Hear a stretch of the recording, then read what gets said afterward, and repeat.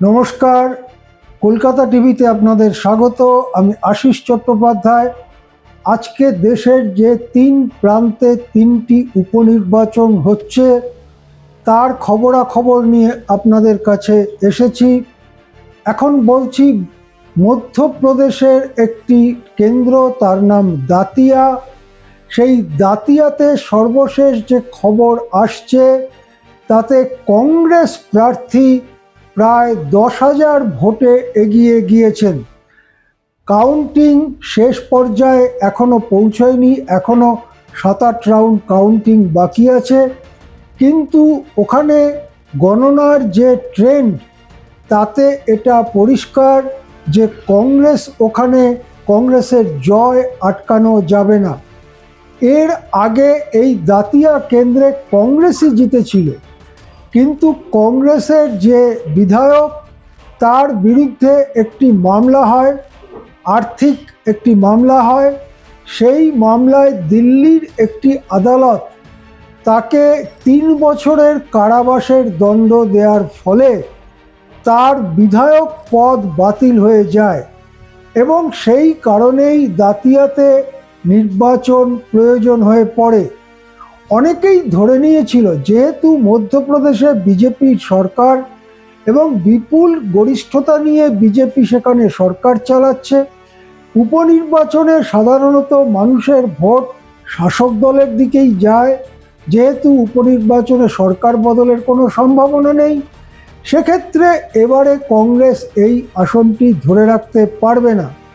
কিন্তু এখনো পর্যন্ত যে ছবি সামনে আসছে তাতে দাতিয়াতে কংগ্রেসের প্রার্থী প্রায় 10,000 ভোটে এগিয়ে গেছে এবং ওখানে যারা ভোট বিশেষজ্ঞ তারা অনেকে মনে করছেন এই লিড আরও বেড়ে 20,000 ক্রস করে যাবে।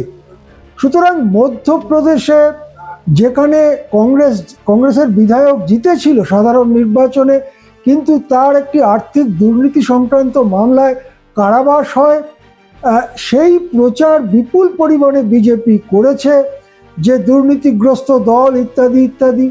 এমনকি ওই যে বিধায়ক যার বিধায়ক পদ খারিজ হয়ে যায়, সেই ভারতী, তিনিও কংগ্রেসের এই বর্তমান ক্যান্ডিডেট যার নাম ঘনশ্যাম সিংহ, ঘনশ্যাম সিংহর বিরুদ্ধে নানান প্রচার চালান, তার ক্যান্ডিডেট হওয়ার বিরুদ্ধে তিনি মতামত দেন এবং সেই কারণে ঠিক গতকাল রবিবার সন্ধ্যায় সেই কংগ্রেসের পূর্বতন বিধায়ককে কংগ্রেস প্রাথমিক সদস্যপদ থেকে বহিষ্কার করে। সব মিলিয়ে ওখানে কংগ্রেসের বিরুদ্ধে নানা রকম ভাবে কংগ্রেসের বিরুদ্ধে আবহাওয়াটাকে সাজাবার চেষ্টা বিজেপি করেছে, কিন্তু তা সত্ত্বেও দাতিয়ার উপনির্বাচনে বিজেপির জয় এখন শুধু জয় ঘোষণা, এখন শুধু সময়ের অপেক্ষা বলেই মনে করা হচ্ছে। অপর একটি উপনির্বাচন গুজরাটের মঞ্জলপুর, সেখানে কিন্তু বিজেপি রাজ্য সরকারেও বিপুল ভোটাধিক্যে ক্ষমতায় এবং এই মঞ্জলপুর উপনির্বাচনেও বিজেপি বিপুল ভোটে এগিয়ে একেবারে জয়ের কাছাকাছি চলে এসছে। তাহলে এখনো পর্যন্ত যে 3টি উপনির্বাচন হলো, সেই 3টি উপনির্বাচনের দুটোতেই কিন্তু বিজেপি হেরে গেল। এক হচ্ছে বিহারের বাঁকিপুর, 2 হচ্ছে মধ্যপ্রদেশের দাতিয়া, কেবলমাত্র গুজরাটের মঞ্জলপুরে তারা জিতেছে এবং ভালো ব্যবধানে জিতেছে। এটা কি সারা দেশব্যাপী একটা বিজেপি বিরোধী মনোভাবের প্রতিফলন?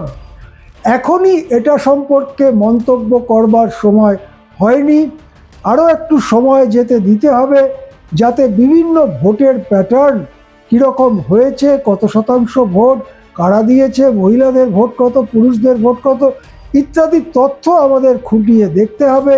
কিন্তু এটা স্পষ্ট যে বিজেপির সময়টা ভালো যাচ্ছে না এবং সেই ভালো না যাওয়া সময় আরও তীব্রতর হয়েছে এই ককরোচ জনতা পার্টির নেতৃত্বে এই আন্দোলন এবং সেই আন্দোলনের ওপরে এই রকম পুলিশি আক্রমণ হামলা।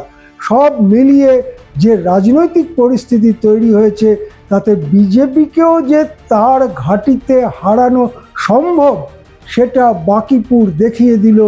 এখন দেশের বিরোধী শক্তি এবং তার সঙ্গে নতুন যুক্ত হওয়া এই জনসুরাজ পার্টির এই জয়, এই সবটা কি করে একত্র হতে পারে বা আদৌ পারে কিনা সেদিকে নজর থাকবে দেশের রাজনৈতিক পর্যবেক্ষকদের। এখন এ পর্যন্তই, দেখতে থাকুন কলকাতা টিভি।